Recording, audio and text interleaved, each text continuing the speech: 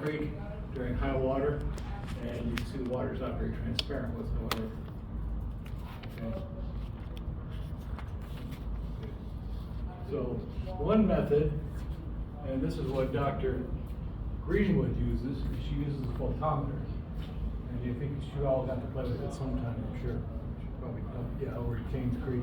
You put it over the side, right down a certain depth. She called it, I think, a Lycor. Yeah, it's a Lycor photometer. But so that's one method, but basically is looking at light penetration. Second is Secchi disc. Okay, that's a Secchi disc right here.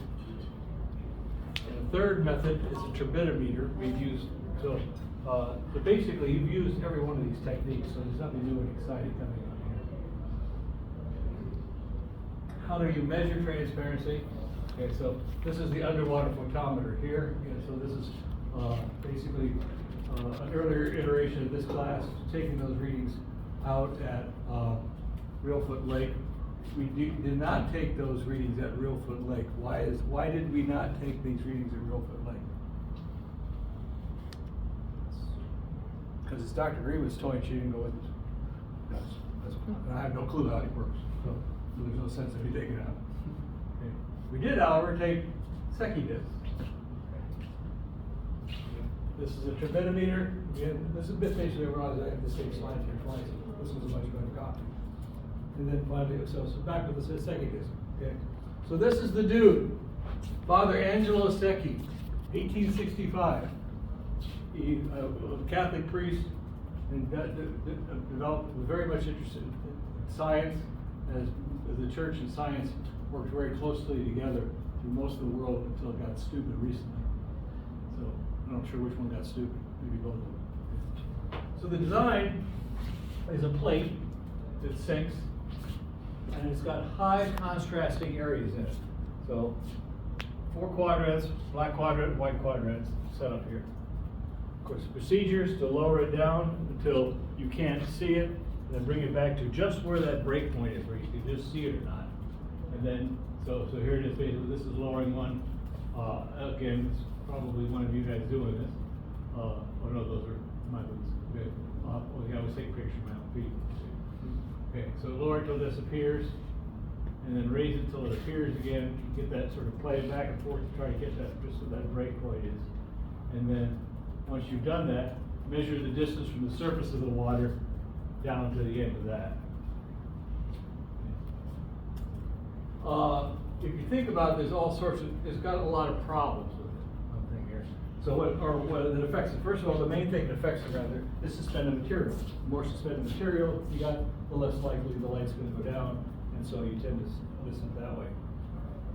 If you have an algal bloom or big phytoplankton populations, this will affect too. Again, you're still okay. These are not bad factors. These are what are actually causing that sort of material. So those are the main things that cause that. Some point, but not really much, watercolor itself.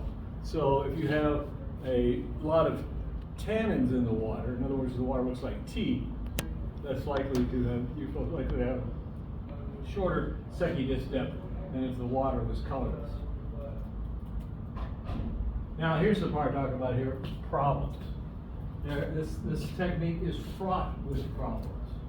All sorts of things going wrong with it. Okay. It's easily affected by any variables in the sampling procedure. So if one person goes out and takes a Secchi reading, he gets to something, and you say, oh, I forgot what that was, you go do it. Somebody else does it, you're likely to get 2 different readings. So the operator has to do that. Oftentimes, especially if you're working on boats for long periods of time, somebody's wearing sunglasses, somebody's not. So that's a problem. The time of the day, of course, you're looking at light penetration, and as the sun is in different locations in the sky, that's going to change the amount of light refraction. There's a great deal of albedo, how much light is absorbed versus how much is reflected. That's going to have a big effect. And ambient conditions. If you are in windy day, this is very difficult because the boat's pitching, or even the disc is going up and down. So as a result, comparisons of lake between lakes can be somewhat suspicious. Like, well, how did you count for all, that one crew goes out and samples one lake, the other crew goes and samples the other lake. Well, there could be some big changes there. Or one crew goes and samples one lake and then goes to another lake right afterwards. Well, the time of day is going to change. I know, I use, well, I'll explain that in a minute here. So, okay. And interpretations are difficult. Is turbidity high because of suspended sediments, or is it high because of one of the other possible reasons? So here's a graph. It used to be, they still do these, I just don't have any data from them more recently. So they were called dip-ins, and what you would do is people would be sent out to different places in the world and take Secchi disk readings at different lakes and then report them. So you can see these darker areas. These are kind of lousy Secchi disk readings. The lighter ones are better. The very, very light ones, like here, are very, very long, deep readings here. And then they just have Canada versus the U.S. dip-ins. It was one of those things you sort of did for a while. Okay. If you look at the reports for Tennessee, they're pretty much non-existent. There's just a few little ones done. Of course, as you might expect, as you go into eastern Tennessee, the Secchi disk depths are deeper. Okay. Real foot, it needs to be reported. At least I don't think it still has been reported. We're going to do that sometime. Okay, so here are some of the tricks. So I think I have a slide on why we do this, but why people still do it. But here are some guidelines that is basically stress sample consistency. So it's the same person. And whoever that person is, it's the same day of the week. So, well, how would a day of the week have an effect? Well, if you're measuring on a lake that's used for recreation, you're likely to have higher sediment because of motors turning up the waters on the weekends than you are otherwise. So you use the same day of the week and same time of the day. Generally, it's basically between 10 a.m. and 4 p.m. is when most Secchi readings are taken. It's sort of standardized that. If it's a day with choppy water, then what happens is you don't do it. Okay. The sample, if you're just taking a single sample from a lake, you go to the deepest part of the lake. Again, the purpose is if you're in shallow water and there is any sort of wind resuspension, that's going to affect just that shallow water area, not the whole lake. So this standardizes the whole lake. It's the lowest possible Secchi disk reading, the longest possible Secchi disk reading in the lake. When you sample off the shady side of the boat. So the sun is always to your back when you do this. And if you're sampling the same lake over a period of time, you go back to the very same location. So when I took Secchi disk readings as part of the lawsuits I was involved in Memphis, we would mark these sites with a buoy so that we could turn right back to them rather quickly. And of course, sunglasses consistency. So if you go out and you're wearing sunglasses, you start with sunglasses, you finish with sunglasses. If you take them off, you take them off the whole time. You can't be using them. So what is the value of this? It's got all, here it is wrapped with all sorts of problems, yet people do it. Without a doubt, the greatest value of this, and I heartily swear by this, it's simple. It's very easy. It costs almost nothing to take these readings. Okay. So you can pull off a lot, you can do a lot of them quickly. And so if you're doing long-term monitoring of the place, over time, if you can get a lot of data points over a long period of time, patterns start to come out.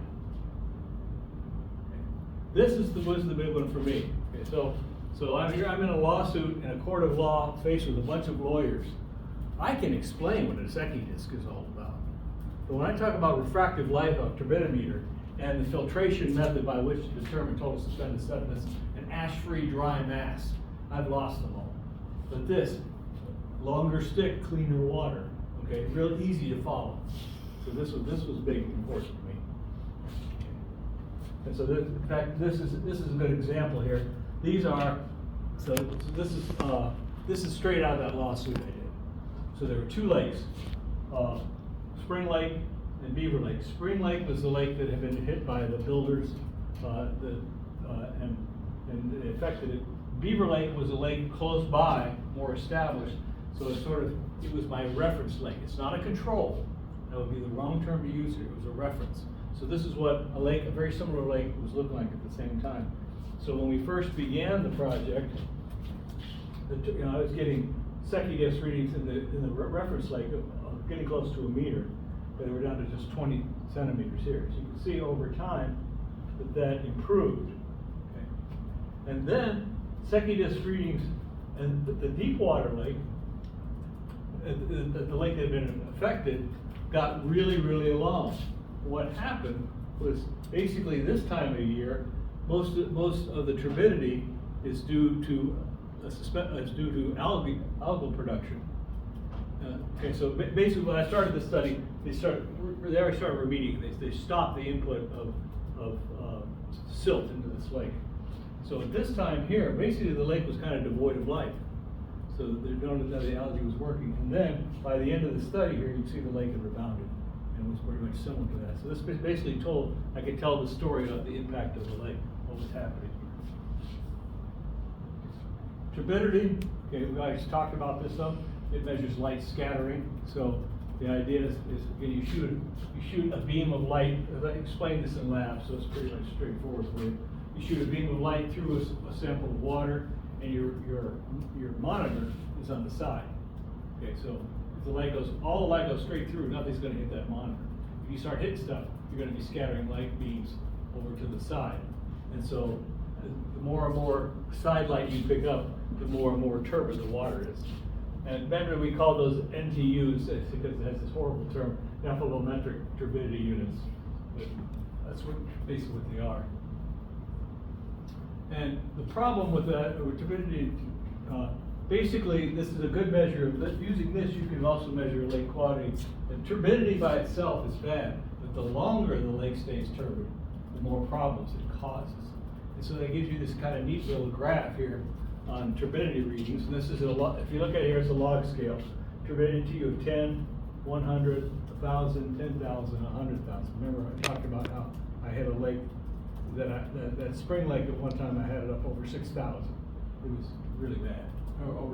So those are extremely high readings. And how long does it last? Does it last hours, days, weeks, or months? And so generally what you find in my world, that basically things really get bad when you're around 100. You start noticing changes quickly in the lake. And of course, the longer it stays that way, the bigger the effect is, and the basic effects occur. So these effects here, this is basically, fish start showing signs of stress. There's a lot of gulping at this point here. They start leaving cover.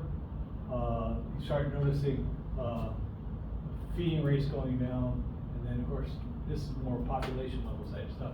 Confining you to a zone of toxicity just from the sediment alone.